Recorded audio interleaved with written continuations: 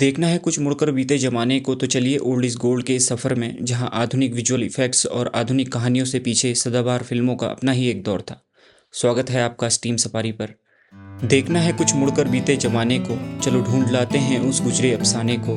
इन आधुनिक कहानियों से बहुत पीछे एक दौर था जहां सादगी, सस्पेंस और अदाकारी का अपना ही जोर था। सज गया है ब्लैक एंड वाइट्स यादों का हसीन समा, क्योंकि ये है यादों का कारवां फिल्मों का जहां। जी हाँ दोस्तों, आज हम बात करने जा रहे हैं वर्ल्ड सिनेमा के उसी जादुई और सुनहरे दौर की जहाँ ना कोई भारी भरकम कंप्यूटर ग्राफिक्स थे और ना ही बनावटी कहानियाँ। वहाँ सिर्फ बेहतरीन अदाकारी और दिल को छू लेने वाली जज्बात थे।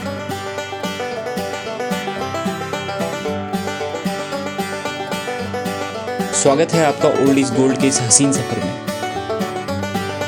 इस कैटेगरी की हमारी पहली फिल्म एक इटालियन फिल्म है जिसकी कहानी द्वितीय विश्व युद्ध के बाद गरीबी से जूझ रहे इटली के शहर रोम की है, जहाँ कई लोगों की तरह मुख्य किरदार एंटोनियो रिची भी बहुत समय से बेरोजगार है। फिल्म की कहानी इसी गरीब पिता के इर्द गिर्द घूमती है। आखिरकार उसे बड़ी मुश्किल से एक नौकरी मिलती है शहर में पोस्टर चिपकाने की, लेकिन शर्त यह है कि उसके पास साइकिल होनी चाहिए। उसकी पत्नी अपने घर की चादरें गिरवी रखकर एंटोनियो की पहले से गिरवी रखी हुई साइकिल को गिरवी घर से छुड़वाती है ताकि वह नौकरी पर जा सके, लेकिन अफसोस के नौकरी के पहले ही दिन उसकी साइकिल चोरी हो जाती है। इसके बाद एंटोनियो और उसका छोटा मासूम बेटा ब्रूनो पूरे रोम शहर की सड़कों पर साइकिल को ढूंढने निकलते हैं, क्योंकि अगर साइकिल नहीं मिली तो नौकरी चली जाएगी और उसका पूरा परिवार भूखा मर जाएगा। इस फिल्म के डायरेक्टर विक्टोरियो डी सिका ने एंटोनियो रिची के किरदार के लिए किसी बड़े स्टार को ना लेकर एंटोनियो का रोल निभाने वाले लैम्बर्टो मैगियोरानी को लिया, जो असल जिंदगी में भी एक आम फैक्ट्री मजदूर थे। यही वजह है कि उनकी एक्टिंग में असली बेबसी दिखाई देती है। इस फिल्म की असली जान एंटोनियो और उनके छोटे बेटे ब्रूनो का रिश्ता है। जब छोटा बच्चा अपने पिता को समाज के सामने टूटते और हारते हुए देखता है तो वो सीन दर्शकों का दिल चीर देता है। ये फिल्म समाज की उसी कड़वी सच्चाई को दिखाती है जहाँ कैसे गरीबी इंसान की नैतिकता छीन लेती है। भारतीय सिनेमा के महान डायरेक्टर सत्यजीत रे इस फिल्म से इतने प्रभावित हुए थे कि इसे देखने के बाद उन्होंने अपनी आइकॉनिक फिल्म पाथेर पंचाली बनाने का फैसला किया था। बाइसिकल थीफ यूट्यूब पर इंग्लिश लैंग्वेज में फ्री में अवेलेबल है। ये फिल्म इतालवी यथार्थवाद की सबसे बड़ी पहचान है, जो दूसरे विश्व युद्ध के बाद आम लोगों की गरीबी और संघर्ष को दिखाने के लिए शुरू हुआ था। यदि आप सिनेमा के इतिहास और इंसानी जज्बातों को गहराई से समझना चाहते हैं तो ये फिल्म आपको एक खास अनुभव देगी।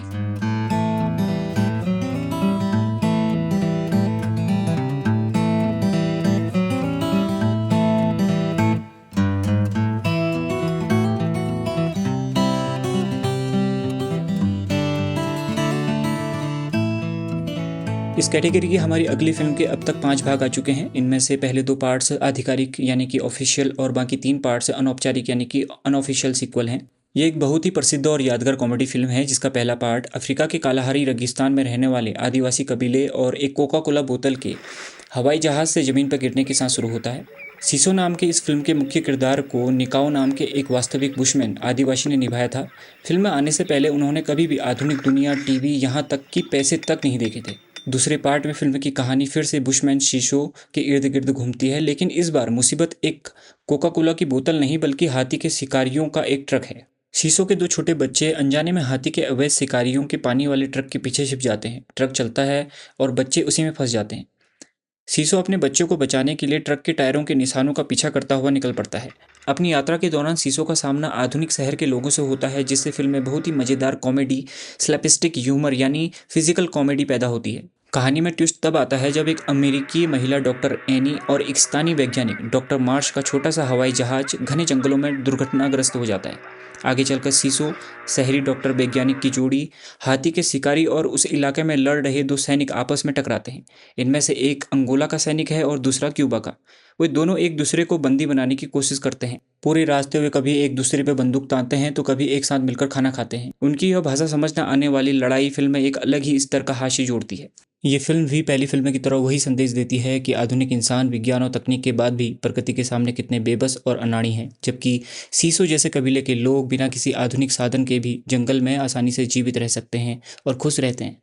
फिल्म में अफ्रीका के रेगिस्तान की जंगली जानवरों जैसे हनीवेजर, बंदर आदि का इंसानों के साथ बहुत ही मजाकिया तालमेल दिखाया गया है। बुशमैन का मुख्य किरदार निभाने वाले अभिनेता निकाओ की सादगी इस फिल्म की सबसे मजबूत कड़ी है। The God must be crazy part 2 नाम से ये फिल्म यूट्यूब पर इंग्लिश लैंग्वेज में फ्री में अवेलेबल है, लेकिन लैंग्वेज इस फिल्म की कोई बाउंडेशन नहीं है। फिल्म में डायलॉग बहुत सीमित हैं और आप सिर्फ विजुअल देखकर भी इस फिल्म को ठीक से समझ सकते हैं।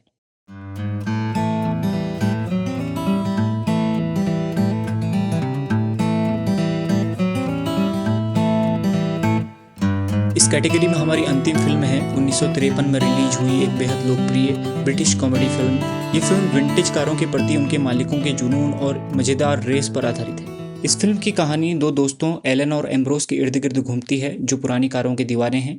एलन के पास 1904 मॉडल की डेराक कार है जिसका नाम उसने जेनेवीव रखा है।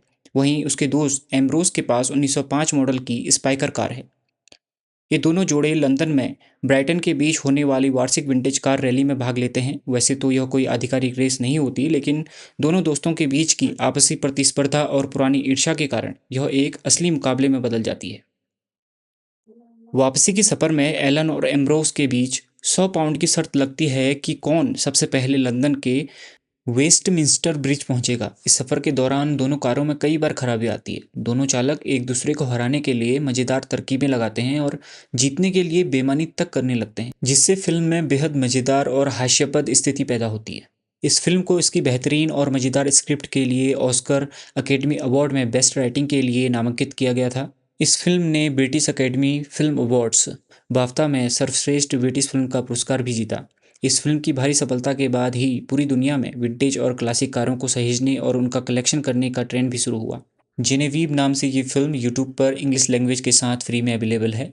ये एक साफ सुथरी सिचुएशनल कॉमेडी फिल्म है जिसे आप पूरे परिवार के साथ बैठकर देख सकते हैं। दो पक्के दोस्तों के बीच की मीठी नोकझोंक, एक दूसरे को हराने के लिए की गई मज़ेदार चीटिंग और रास्ते में आने वाली मुश्किलें दर्शकों को लगातार गुदगुदाती हैं। आज की भारी स्पेशल इफेक्ट्स वाली फिल्मों के बीच ये फिल्म दिमाग को सुकून देने वाली एक बेहतरीन फील गुड सिनेमा वाली फिल्म है। क्लासिक फिल्मों की ऐसी रिकमेंडेशन के लिए स्टीम सफारी को अभी सब्सक्राइब करो।